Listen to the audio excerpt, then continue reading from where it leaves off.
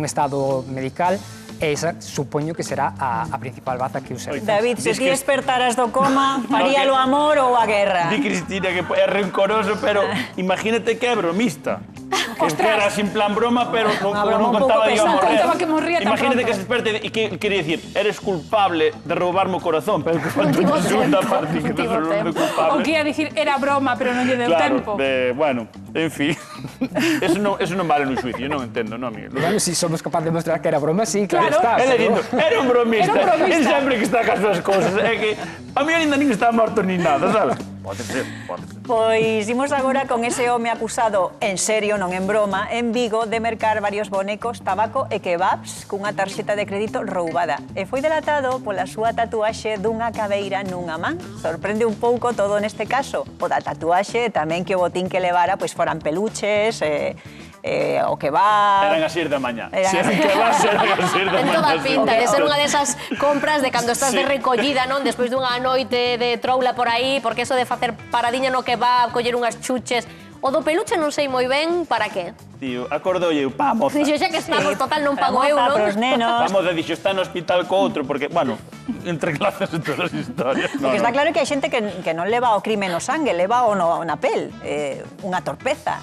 Sí, unha torpeza, pero bueno, tamén estuvo aí bastante avispado a policía ou a fiscalía para encontrar esa relación entre a tatuaxe e que finalmente fora, bueno, presuntamente o autor dese... Supoño que lle darías grazas á policía, grazas pola súa colaboración. Sí, e ademais aquí neste caso xuntanse dúas cousas, que estaríamos cometendo un delito de estafa por usar esa tarxeta, pero a vez estamos como suplantando a identidade de alguén ao usar esa tarxeta. É dicir, que ainda que sexa pouco diñeiro, que creo que non era moito, non vale isto dos 400 euros que din normalmente cando hai un roubo nunha tenda, non? Unha vez creo que contaras. Que se non superaban os 400 euros era leve. É hurto, non é roubo, non? Aquí non vale isto. Non é se é hurto ou roubo, pero neste caso é estafa. E sí que se vai a ter en conta os 400 euros, porque na estafa tamén, se supera os 400 euros, é máis grave que se non superas eses 400 euros.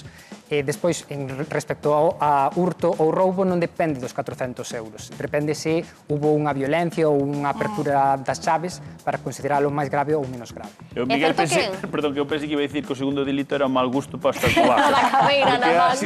Bueno, pero que é certo que cada vez están como máis a orde do día isto das modificacións corporais, non? Que poden ser pois tatuaxes ou piercings ou dilatacións.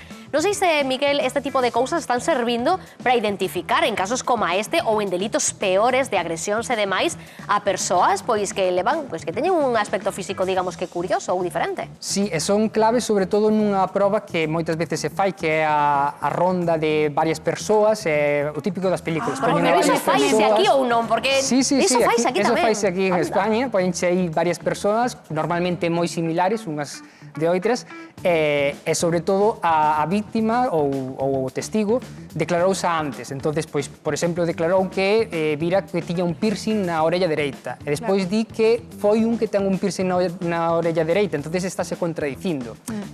Todos eses detalles van a telos en conta en gran importancia ao xuiz á hora de determinar se ese testigo era válido ou non. Claro. Bueno, xa sabedes, si de roubar, nada de piercing, nada de tatuaje. Primeiro de un ladrón. tutorial para ser bo ladrón, para que non te pillen.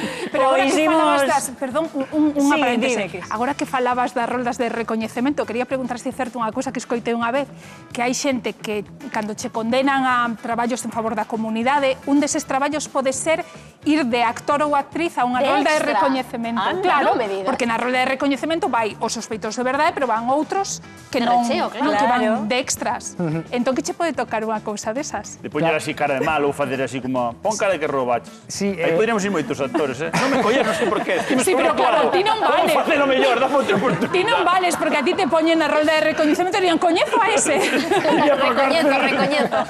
Perdona, Miguel, contenos, como esta é verdad, esta lenda urbana? O tema dos traballos en beneficio da comunidade sempre se van a poder fazer sempre que sean a vontade, non se lle pode exixir a alguén que se lle impoña un traballo, é dicir, é a súa vontade facer ese traballo para sustituir unha pena que sea unha multa ou unha prisión. E se un dos traballos que nesa lista saco xulgado é acceder a unha roda de recoñecemento, Bueno, parece menos duro que ir a rozar monte, iso dende logo, así que non está mal como opción, non? Sí. Pois imos con outro posible roubo porque os gandeiros de Asturias están preocupados tras a desaparición